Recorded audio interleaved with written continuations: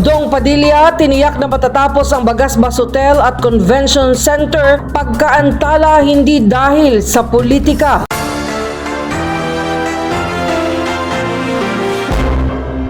Tiniyak ni Camarines Norte Governor Recarte Dong Padilla sa publiko na ipagpapatuloy at tatapusin ng pamahalaang panlalawigan ang konstruksyon ng Bagasbas Hotel and Convention Center sa gitna ng katanungan tungkol sa matagal nang naantalang proyekto. Sa ngayon po ay ready na tayo para ipagpatuloy at tapusin po ang proyektong ito. Tinitingnan po natin na sa loob po ng siguro 8 buwan hanggang 1 taon ay makikita nyo na po na operational na ang atin pong Hotel and Convention Center. Ayon sa gobernador, naunawaan niya ang hangarin ng mga mamamayan na makita na matapos at mapakinabangan ang naturang pasilidad. Nilinaw rin niya na ang pagkakaantala ng proyekto ay hindi dulot ng politika kundi ng mga kinakailangang legal na proseso upang matiyak na ang bawat hakbang ay naaayon sa batas at maayos ang pagpapatupad. Gusto kong muli bigyan kayo ng kasiguruhan na hindi po politika ang nagpatigil dito po sa proyektong ito.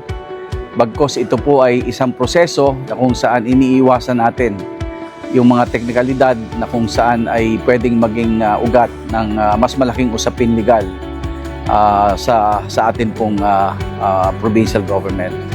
Nag-iingat lang po tayo dahil alam niyo naman masyado pong mabusisi ang atin pong proseso, lalong-lalo na po sa auditing process ng atin pong pamahalaan. Binigyan diin ni Governor Padilla na bilang mga lingkod bayan, responsibilidad niyang tiyaking wasto ang paggamit ng pondo ng bayan at makaiwas sa mga problemang maaaring idulot ng mga padalos-dalos na desisyon. Dagdag pa ng gobernador, bahagi ang Bagasbas Hotel and Convention Center sa mga mas malawak na plano ng pamahalaang panlalawigan para sa pagpapalakas ng turismo at ekonomiya ng Camarines Norte. Kaugnay ito ng modernisasyon ng DAET Airport at patuloy na pagpapaunlad ng Bagasbas Beach upang magkaroon ng sapat na pasilidad para sa malalaking pagtitipon at pagdagsa ng mga turista.